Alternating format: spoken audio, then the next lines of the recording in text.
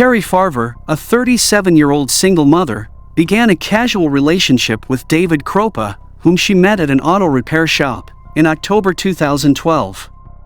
What Carrie didn't realize was that she wasn't Dave's only fan, and that the other woman had no intention of sharing him with anyone. She would go to any length to ensure that he was hers forever.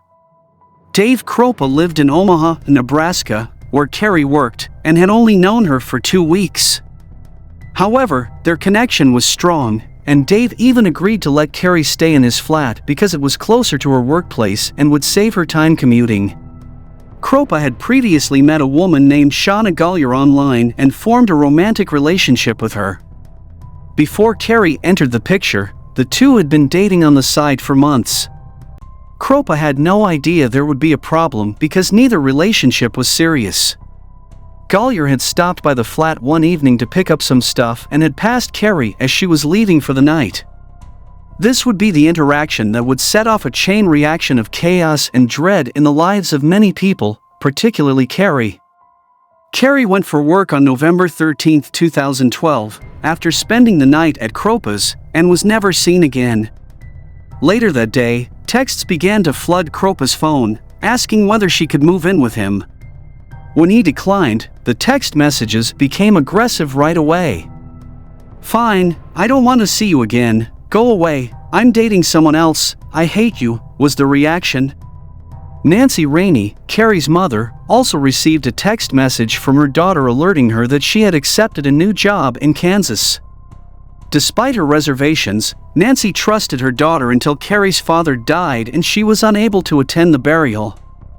Nancy reported her suspicions to the police, but because Carrie was an adult, they assumed she had chosen to be left alone.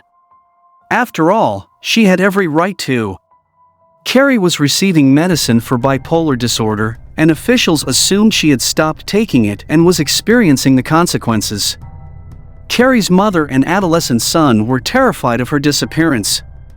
She texted them to let them know she was fine, but when they asked her to call so they could hear her voice, she always refused. She stated that she needed a rest but that she was okay. Carrie and her kid were really close, they had a beautiful relationship. Her family was well aware that she would never abandon him. Almost a year passed as Kropa and Golyar were harassed on a daily basis by Carrie's SMS and emails. The two were attempting to support one another through their difficulties. Kropa was now receiving messages alleging that Carrie was observing him from outside his flat through the window. He started to feel insecure in his own home. Many of the threatening texts would arrive when Kropa and Golyar were together in his flat. Both of their phones would scream with the terrifying messages from the scorned woman. Even after changing his phone number several times, the harassment persisted. Liz Golyar's house was set on fire on August 17, 2013.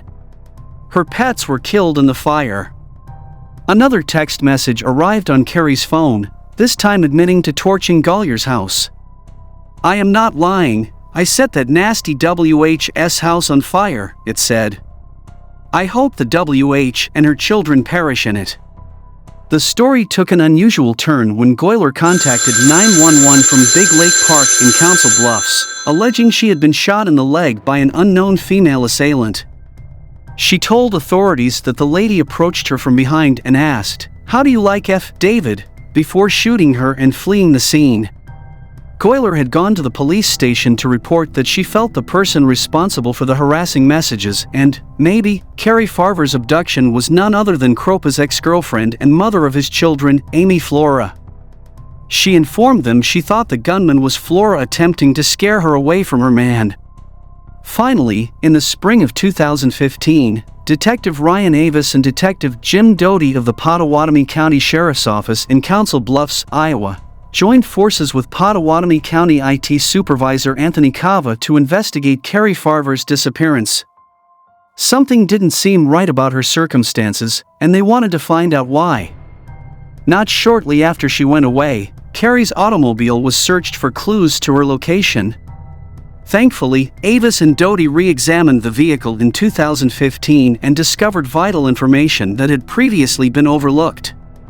They spotted a big bloodstain after peeling up the fabric of the passenger seat. Carrie Farver's DNA was found in the blood. One usable fingerprint was discovered in a mint bottle found in the vehicle. Liz Golyar's fingerprint was matched. Investigators knew they had found their assailant. She was hauled in for questioning about her alleged assailant 2 weeks after she was shot.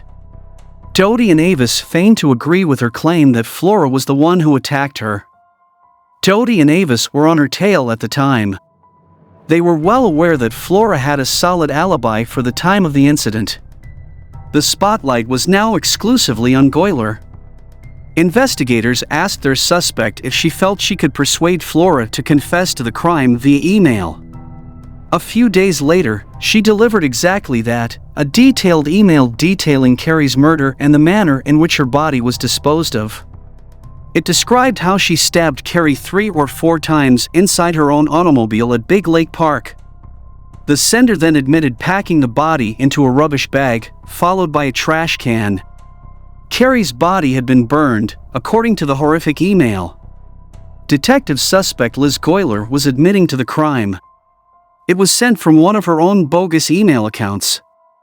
This sparked an idea, and they secured authorization from Golyar to download information from her cell phone under the guise of investigating Flora as the major suspect. Instead, they took advantage of the situation to gather evidence against Golyar. It also worked. Detectives discovered images of Farver's automobile, over 20 email accounts, and an app she used to plan text messages to herself while she was with Kropa. Police were also able to recover deleted photos from an SD card, including one of Carrie's bloody and decomposing leg and foot. Selfies of Golyar were on the same SD card as Carrie's deceased body. Her tattoos on her foot helped them identify her. Prosecutors believe Golyar wanted a memory of what she had done, so she photographed her victim's body as a keepsake. She was the one who set fire to her residence. She was responsible for the deaths of her pets. She was the one who accidentally shot herself in the leg. All for the sake of keeping her lover and concealing the heinous crime she had committed. Carrie Farver was slain in her own vehicle. She was stabbed to death. Over the next 3 years, Golyar, posing as Carrie, exchanged 15,000 emails and 50,000 messages.